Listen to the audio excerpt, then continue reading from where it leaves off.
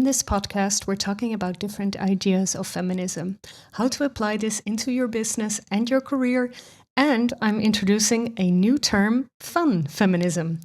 Why am I hosting this episode? Because I know there's many definitions of feminism, and I believe it's an ever-evolving conversation. I wanted to give you my point of view in 2022. This is Big Business with Sarah, the podcast for entrepreneurs who want to continue building their business and understand you should never stop learning. So, do I call myself a feminist? Yes. Do I have a different definition than most feminists? Yes. I believe feminism is for everybody, not man-hating, not reactionary, but it should be actionable and ever-evolving. Most of my clients and followers are women, and I wanted to host this podcast for them, to share with you my ideas on feminism and why you cannot ignore it, but what I believe could help you build a stronger business or career. So first off, I'm going to share with you why I became a feminist, and I'm giving you three reasons that you might inspire you too. The first reason why I started becoming a full-blown feminist was once I heard that in the Netherlands, 40% of women are not financially independent. And this changes every year, but it's around 36 to 40%. I was following a political talent course, and this is where I heard this. And this was a number that really made my head spin. And for this podcast, I was looking for worldwide numbers, but it was very difficult finding those studies. And most of the studies are in, their own language or are about a gender gap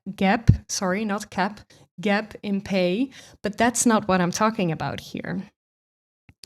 Financial independence is about being able to choose for yourself no matter what, having the freedom to walk out of a relationship that doesn't work for you, and for instance, if you have a family, still be able to provide for them. And I'm not judging you if you're not, because in the Netherlands, it's very difficult to become financially independent, because most of the home care lies in the mother's hands. So, for instance, daycare is extremely expensive. And in a couple of years, this will be subsidized by the government. And I wonder what the numbers will be then. But for most families, women now work for the daycare instead of for themselves. I mean, try to imagine this, that there's still a lot of women who are having children or just got children. They're probably just working to pay for the daycare. And there's reasons to do that. It's probably to not have a break in your career, but actually women are already, in such disadvantage just by continuing. I'm talking about women, of course there are exceptions. Sometimes the man takes care of the children, but in most cases it just isn't. So yeah, we can debate about that, but it's just the statistics. And I will continue on this a bit further down in this episode. The second reason why I became a feminist is the Spice Girls. They introduced me to girl power and they completely empowered me. And I always feel a little silly saying this, but it's actually really true. And before I was 10 years old, so they got their first hit, Wannabe, in 1996. I'm born in 86, so I was 10. And before that, I was a very shy girl, and I was actually bullied really, really badly. I've been talking about this with my psychologist. I was thinking, oh my, that's actually really bad. But the Spice Girls really gave me confidence and helped me understand that I am in charge of my own life. In a recent Spice Girls documentary, it was called How Girl Power Changed Britain. It was a Channel 4 documentary. It was once again very clear that the late 90s were very far from female friendly. They literally stood up and changed this perspective on women. And I'm quoting a review from The Guardian here about the late 90s culture and the documentary. So it starts with, the Spice Girls emerged at a time when feminism was an unpopular concept and the Laudette was in the ascent. Sexism was fine as long as it was couched on irony. So when Jerry Halliwell borrowed the term girl power from the riot girl scene and the band Bikini Kill, it peddled what Sawyer, a former manager, calls deluded feminism to the masses. But as Sawyer also points out, that might lead you to the harder stuff. So for them, actually, to pose this girl power mantra was really something that women obviously were waiting for, but it was also quite difficult for them. And the documentary, by the way, is all about, how much the press turned on them. And, actually, it was really terrible what they were going through. Luckily, when I was 10, 11, 12 years old, so those were my peak Spice fan years, I didn't notice anything, but they did. They really had to carry that weight. And when I watched that documentary, I think it was a year ago, I was so surprised. And they're so strong. They were also young women. I was 10, but they were really at the beginning of their 20s. So yay for the Spice Girls once again. And you're always welcome in my podcast. And I watched the Woodstock 99 documentary just a few weeks back. And what it mentions is that thanks to the woke movement and new feminism, women are much safer currently than ever before in the Western world. But actually, there's still assault, by the way, but because, for instance, last weekend at the Formula One here in the Netherlands, there were already 25 cases of sexual assault. I think that's crazy. So we're not there yet, but we're talking about it more openly. And women are being taken more seriously. So anyway, in my teenage years, I was listening a lot. So after the Spice Girls, I became a real teenager, and I was listening to pop music, which you can, by the way, listen to on my Become Big playlist on Spotify. Side note there. And I was listening to songs like "Independent Woman" from Destiny's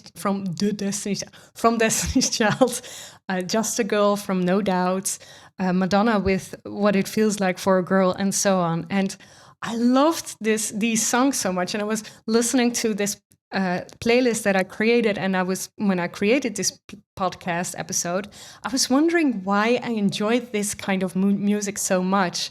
And I think for that reason, we have to go back to when I was a baby, when my parents split up.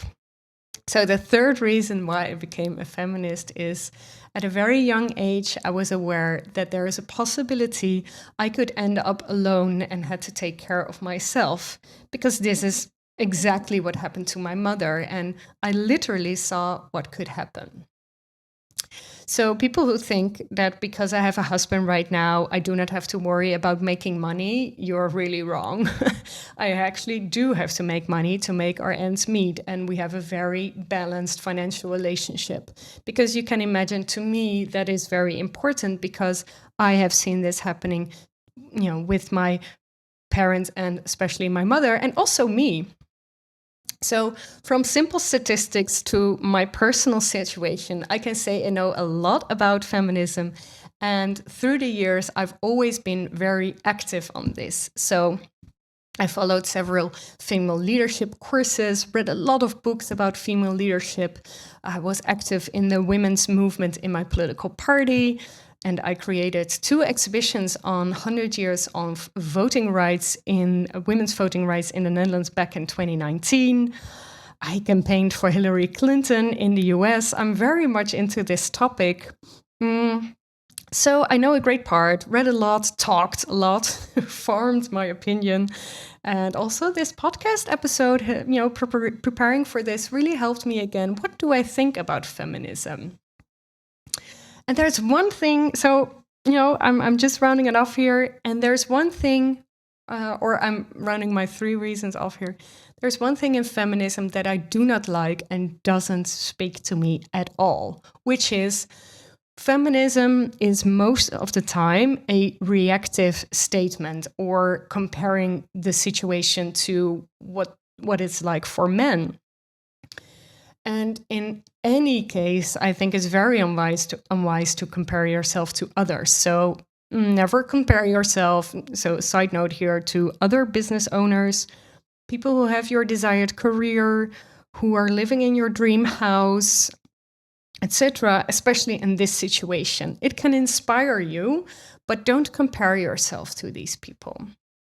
So, for instance, and also don't compare yourself to men. So, for instance, the movement Lean In or Seat at the Table suggests that you should, I mean, they're not really suggesting that, but I'm a little bit exaggerating here. But what I've read is that you should mold yourself into the existing structures. And I strongly believe that you shouldn't have to, and that you should start building your own table instead of, asking for a seat at the table. And I know that there's all sorts of advice to dress for the job you desired, or talk with a low tone of voice, or stop giggling. But I really hardly strongly suggest you don't. I have had that advice. And, looking back, I think why? Why should I act like a man to get my way?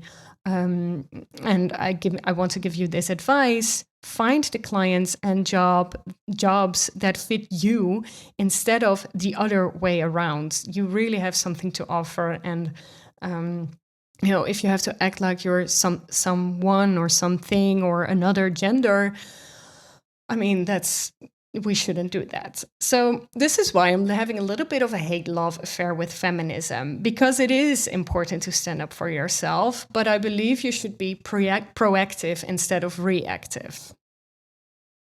And I've listened to the Meghan Markle podcast, Archetypes. The episodes with Serena Williams and Mariah Carey were aired before this recording, and I loved hearing from Serena and Mariah. I really admire those women, but I was thinking, what does this podcast lack?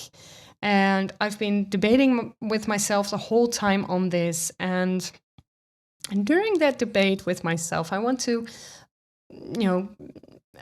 show you a little bit my thinking structure here. And there was one thing that I am noticing and was noticing myself is what women and also men are doing for hundreds of years in time is complaining about other women, and I don't want to be that person. So all the hate mail or comments I'm getting are mostly from women, by the way, never from men.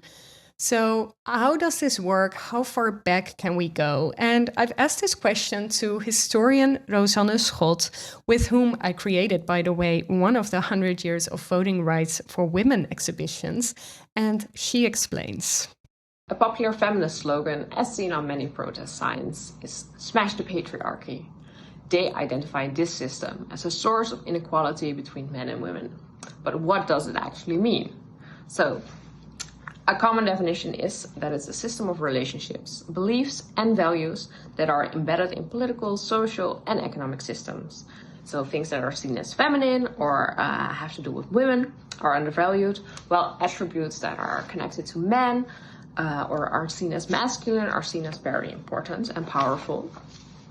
So to make an example, nursing and care is seen as female and is undervalued and underpaid, while jobs as soldiers and violence are seen as powerful and important. Historically, many institutions of power have excluded women to entrench this inequality and to keep them from independence, either so they could not work or they could otherwise not participate in government through the laws of the land. Looking at indigenous peoples, though, and their way of life, you can see that this system is not natural in occurrence at all, and that other social systems are possible.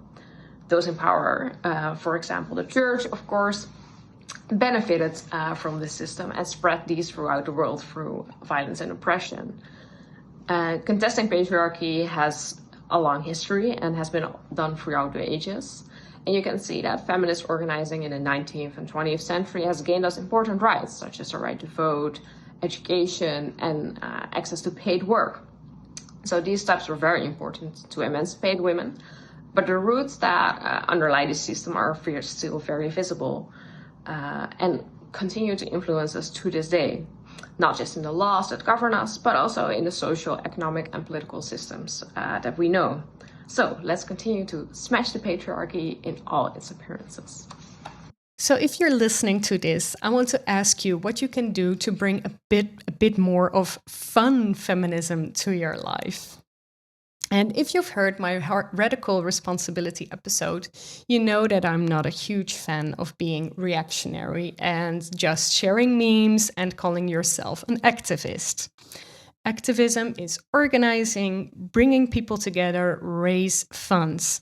If you want to learn more about this, you can listen to episode 24, where I'm ranting all about that, and I'm giving you some valuable advice on how to take radical responsibility in your life, and by the way, also how it has completely changed my life and business. And because of that, I'm seeing really a difference in people who are reactionary and proactive, and or taking radical responsibility or not.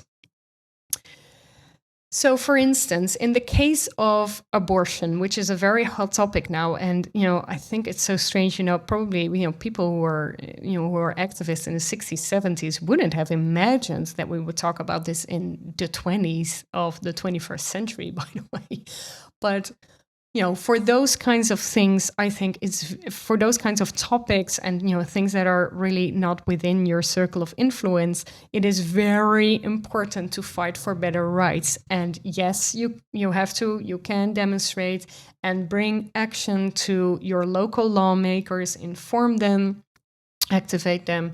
So, for instance, because of this US abortion law, in the Netherlands, we found out, a few people in the Netherlands found out that there's still a law in which pregnant women actually hardly have any rights. So the organizations helping them are helping them, but the law is not for women. So that needs to change. But it's so interesting because of that. It sheds a light on our own law, and we're thinking, oh, it's so bad in the US. Well, actually, here it's bad too, even worse. So, and what I said at the beginning of the episode about women and financial independence and the case in the Netherlands, this still happens and is very serious. So about the daycare and that women practically have to work for that. And it should be also solved through politics, and you can influence that by participating on the discussion. But there's also a lot you can do in your surroundings. So there is 4 steps into fun feminism, which I really made up myself here, but which I've learned throughout the years, and what I really believe can, make a difference in your life, but especially in the women around yours, you. Lives. Sorry, the women around you. Full stop. So you can first thing you can do is start with the small label, your small circle. So are there people around you, your neighbor, your sister, your mother, who need help in some sort of way? Talk to them, ask them, what maybe might be their struggles. I am, for instance, talking to a lot of women who have to work more hours or have to, create a more profitable business because the cost of living is really rising. And so they really also need to step it up. So try to find a way on how to be able to help them.